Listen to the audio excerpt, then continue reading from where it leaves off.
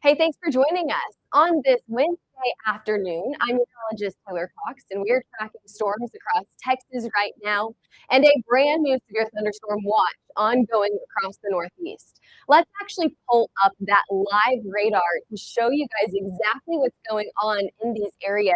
So first, I want to move down into Texas where we had a severe thunderstorm warning just a minute ago. I want to get an update on this warning. What are we seeing at the moment across Texas? Hang on one second. We'll pull this radar down here. Nope, we don't want. There we go. We don't want Iowa. That's where we're here, and we'll back up to Iowa later. But we're going to go down. We've got a faulty mic issue. Can you guys hear me okay?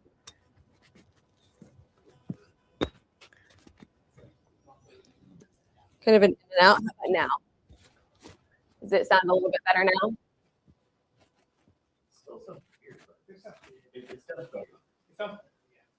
So we had a severe thunderstorm warning in the western side of Texas just a few moments ago. However, that has been allowed to expire. We still have some ongoing developing storms over here, some pretty strong storms. We're watching for some of these more isolated storms that maybe could produce the severe threshold. Now, this is just round one of a line of storms that we're going to see today. We're going to see another line of storms later on this afternoon and evening, and we'll get to that here in just a few minutes. But I want to talk about the other risk that's ongoing right now. Here's a watch, and I'm going to get some information on this watch. This is a severe thunderstorm watch that goes until 8 o'clock this evening. That's Eastern time for over 2 million people in this area. Now, for the most part, it's just going to pass that severe threshold. What we're really watching for here are hazards like 1-inch size hail and 60-mile-per-hour wind gusts. About 8,000 people impacted by this severe thunderstorm warning, which is already ongoing across the northeastern portion of the U.S. If we move down to the south, we're going to see more storms just outside of this watch here. Take a look at this. We've got another severe thunderstorm warning in this area near Richmond. Okay, so this is for 60-mile-per-hour wind gusts and less than quarter-size hail. How is our mic doing now? Are we still having some mic issues, or does it sound a little bit better? It sounds a little weird. Okay, so what we're going to do is we're just going to try. How does the mic sound now? Clear. Okay, perfect. So we're going to keep it like that. We're going to keep on moving with our severe weather today. Let's go to your severe weather headlines. Oh, come on. Here is a look at your severe weather headlines. So we've got two areas to watch today. I've kind of already pointed those out for you, including that Texas risk as well as that risk up to the northeast. But where are we watching for hail? Well, you've already seen that we've seen quarter-sized hail in the northeast, larger hailstones down in Texas. Storms stay in the plane for tomorrow, Colorado for a portion of tomorrow, then we go back into Oklahoma and Texas on Friday. That is where we stay for most of the weekend. Now, before we talk about the next few days, I do want to get to what we saw yesterday.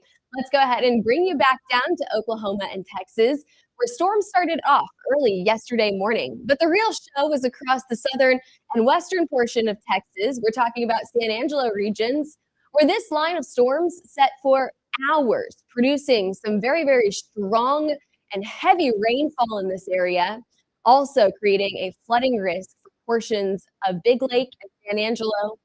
After that, storms became more widespread through the evening hours, continuing to track to the southeast until we got into Austin right around sundown. Now, the biggest story for Austin, I know that you guys probably see those hailstone reports up here near Georgetown, but they were only 1-inch size hail reports. The biggest story for Austin was that strong wind. And I actually have a video from outside of Austin. Take a look at that video as these storms passed through yesterday.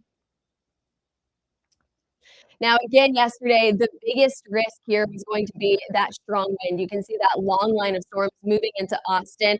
Moving that camera, I mean, this camera on the bottom here is kind of holding on for dear life as we had a lot of lightning yesterday, some very, very strong winds as well. At one point, we had a 70-mile-per-hour wind gust reported just north of Austin in the Georgetown area. That, I think, was the strongest wind we had in the area, waking a lot of people up or maybe keeping them up before they went to bed as those significant severe thunderstorms rolled through the city. Sure enough, after a little bit of flooding, we finally saw these clear out, and it was a quiet rest of the night. All right, let's go back to the maps here. And actually, this was one of the most southern storms that we have seen all year long. Texas has really missed out on a good portion of our storm chances this year so far. We're going to bring in meteorologist Martin Loudermore. Now, Martin, tell us about our storm season so far. Okay, so storms are not in Texas. Where have they been?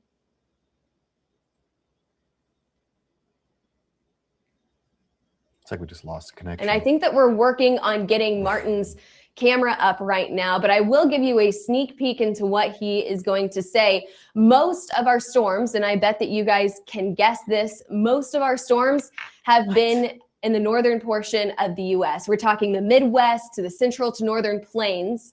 Here's a look at your annual preliminary tornado summary where you see, I mean, a ton of those red dots, those local storm reports for tornadoes, mainly up to the northern portion of the U.S. across the Midwest, Martin. Yeah, I mean, you kind of already put it on the head a little bit when you're talking about a lot of those storms that have been across the Midwest. I mean, it's been a year that most of the Gulf states have really seen nothing. Like there are some areas that have not seen anything almost all year long. So this is just the overall look right now of the entirety of this year when it comes to our preliminary tornado, we call them LSRs or local storm reports. So you can see down the south parts of South Mississippi, there's a lot of clusters there, but that was really only 2 events. We had one that was in March. There was that one storm that went across, that was one cell that went across southern Mississippi, and then we had another in May.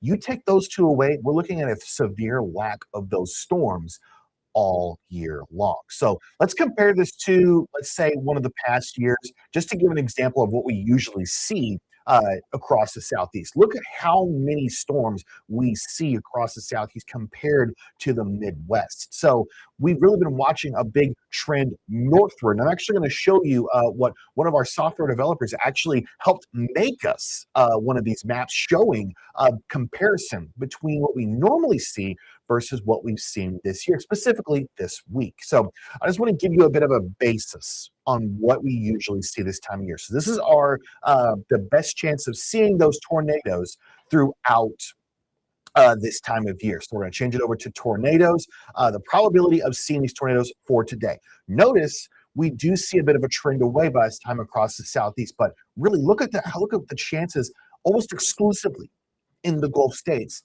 for our March. We usually try to see that trend northward into the Midwest and also parts of the Southern Plains. You got Oklahoma, Kansas, areas like that. And then they eventually move off into the Northern Plains. And that's when you get your best chance of seeing those tornadoes out towards the Rockies. So I want to pull up our map here. This is for our last week. Look at just the complete shift northward of those tornado chances from between May 13th and 18th. Granted, we did have a pretty big event that was in this area, but it just shows the disparity between what we normally see and what we see this year. We've got upwards to 300% of a change in parts of Nebraska, Iowa, Minnesota that have seen a huge bump up. Meanwhile, everywhere else, Gulf states, parts of Texas, where the storm's at. I guess it kind of makes sense that we're going to have those storms today across Texas, luckily. So we are seeing more of those storms now appearing. But, this next week, not really seeing a whole lot. We could be escaping May pretty almost scot-free if we do manage to get the rest of this week. But overall, it has been a very, very bizarre year where we almost saw what we felt like was a jump start to the event where we kind of ended up just skipping the storms in the Gulf states. I actually want to show you just specifically March for this year because it really shows you we usually don't see these storms in the Midwest come March. And we had several of these tornado reports already appearing in the Midwest, and this is a trend that continued into April. That April is super impressive, Taylor, because you can just see how many of those events across central Illinois, southern Wisconsin, even all the way where they had several strong tornadoes in, of all places, Minnesota in April.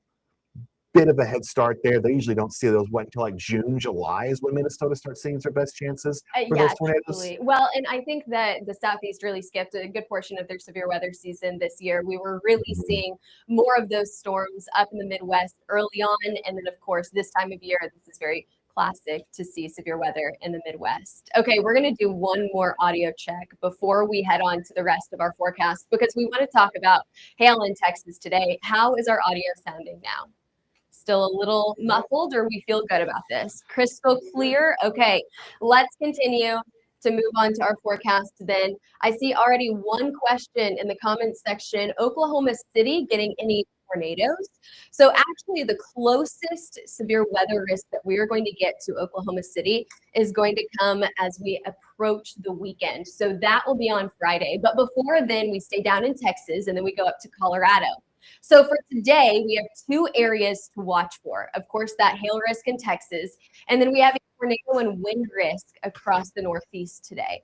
Tomorrow, we go to Colorado. Oh, we are so close to seeing Denver get some storms tomorrow. We are so close. I mean, I think that we have to really, really watch out for that potential for Denver to get storms tomorrow. We have marginal to slight, so a level 2 risk for storms in Denver tomorrow. And Oklahoma City, here's your answer for will Oklahoma City be in the risk for tornadoes? We are just on the edge of that storm risk on Friday. That just leading right up to I-35. And so that's the storm risks that we have for the next 3 days. Right now, we don't have an overall classic synoptic setup to show us exactly where the major storm threat will be. So very similar to what you see today, where we've got a severe threat here, a severe threat there, but nothing is too overwhelmingly intense. That's going to continue as we head into the weekend. So we've got that wind forecast for today down to Texas. We've got another risk across the Northeast today where we've already seen several severe thunderstorm warnings. That main tornado risk will also be down in the far southwestern portion of Texas near Fort Stockton. And moving on to that hail risk for today, max hail size, I think that we could get up to baseball size hail. We'll see. I don't know. The last few days have underperformed. So baseball size hail, that's the maximum that you'll see today. Nothing over that. Where will that be? Down in the southern side of Texas. So we're really, really focusing on this Del Rio to Fort Stockton area, maybe as far north as Carlsbad, New Mexico. And then, of course, we've got that low risk for just quarter-size hail. We're talking about small hailstones in this area, anywhere from Lexington to Roanoke, all the way up into New York, where we could see a few of those storms just barely reach over severe threshold. We have storms ongoing right now across this area. We'll continue to see that through the evening hours, but that severe risk will slowly go down as we head into the evening, after dark evening hours. Now, what about the risk for Texas? We've got 2 rounds here. We've got that initial round that's already formed as of this noon show. But we've got another round behind that that'll come in right around dinner time between 5 and 6, again, moving into the western portion of Texas, southern side of New Mexico, and that'll last into the overnight hours tonight. Here we are at 9:30, and these storms are still slowly making their way into the southern central portion of Texas. All righty, moving on, let's go ahead and check your significant hail model for today. Today's numbers look a lot more impressive than tomorrow's numbers. We see those bright reds appearing on the board here, signifying that we could get baseball-sized hail, especially in southwestern Texas. Putting your overlay of that reflectivity on the board as well, you can see that we have storms lining up at just the perfect time to get that significant hail. What time in Midland, Texas today? Well, you've got 2 rounds of storms. And actually, instead of just showing you this wide view of Texas, let's just go right into zooming down into Midland itself. Here, let's pull your NAM 3K on the board. Let's zoom into Midland. This is the fun part about watching our forecast live, because you can get a personal forecast. We've got people standing by watching your questions, and then we can show you exactly what time storms are hitting your area. So here we are this evening. You've got that second round of storms just hugging the southern portion of I-20. Will they make their way up to Midland? Oh, it's possible. We saw a little bit of rain in this area, but that's going to be after dark tonight. So right around 8 to midnight, for that second round of storms moving into Midland? Great questions there. Do we have any other weather questions on the board for us right now, John? John says we are all good. So great questions with Midland. Let's move into storms in Colorado tomorrow. So two things about this. The first thing is that we have seen a brand new update, and I wondered if the Storm Prediction Center would do this. They have now expanded this risk into the northeastern portion of Colorado. So just imagine this yellow blob right here indicating quarter-size hail moving up to the north a little bit. I still think that the main risk for large hail is going to be in the southeastern portion of the state. So we're talking about the Lamar area just to the southeast of Colorado Springs. If you're watching from Denver, I know you guys are ready for a hailstorm in Denver. Right now, it looks like it's going to be to the east of you. If we can see a 20-mile pivot back to the west, your chances for large hail will go up significantly. What about your maximum forecasted hail size for tomorrow? I think 2-inch size hail is absolutely possible in this area. But again, given the inconsistencies with models here, I cannot go over 2 inches. It's just not very likely that we're going to see that large hail over here. What about your wind forecast for tomorrow? Very, very similar forecast here where we're really focusing on the southeastern portion of Colorado. And do you remember whenever I showed you your significant hail model for Texas? And we had this bright red popping up on the board. Well, tomorrow it's not as promising. We've got those yellows and oranges showing us that we could get quarter-sized hail as far north as northeastern Colorado. But anything larger than 2 inches, I think, is going to be a very low risk. So again, that's Thursday. All of these storm chances, thanks to this trough that's moving through the U.S. right now, it's pretty stagnant. It's not going too fast. You can see that dip in the jet stream. Do you see that right there? That's keeping severe weather active in this area as we head into the end of this week. So there's Thursday, there's Friday, but things start to change this weekend. So we go into what we call zonal flow this weekend, where these are pretty parallel to our state lines. Not very impressive, but something starts to pop up. We've got this little low pressure system that's trying to make its way into this area by Sunday and Monday. Maybe a few showers for this weekend. You have Memorial Day plans. It may be a bit rainy across the plains. I know we need the rain. Things start to change once again on Tuesday and Wednesday of next week as we have a significant low pressure system moving through, and that will be our next chance for significant severe weather. I know we've got about a week until we get there. Until then, it's going to look like this, where we have maybe a level 1, level 2, pretty low chance for some isolated hail across the U.S.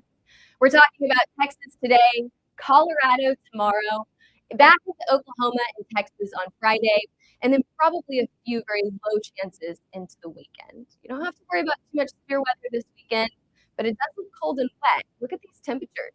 Well below average as we head into your Memorial Day weekend. We've got temperatures cooler than average across a good portion of our plains, finally warming back up for that next round of severe weather next week.